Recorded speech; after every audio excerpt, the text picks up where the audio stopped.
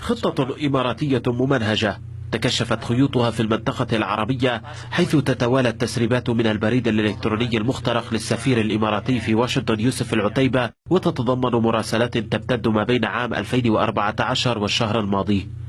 رسائل بدأ فيها التحريض على الدوحة بشكل واضح، كما تم كشف العديد من التفاصيل المتعلقة بتواصل السفارة الإماراتية بأمريكا مع شركات علاقات عامة لتشويه صورة حلفاء واشنطن والتأثير على سياساتها الخارجية.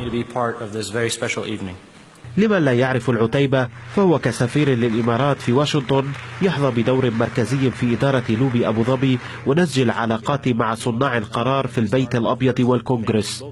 علاقات يراد من ورائها تمرير سياسات وفرض أجندات خارجية في المنطقة العربية، كما يتضح في تسريبات العتيبة والتي تكشف عن وجود علاقات وثيقة بين الإمارات ومؤسسة موالية لإسرائيل، وعن مساعٍ إماراتية لتشويه صورة قطر والكويت، فضلا عن دور إماراتي في محاولة الانقلاب الفاشلة في تركيا ومحاربة الحركات الإسلامية وعلى رأسها حركة حماس.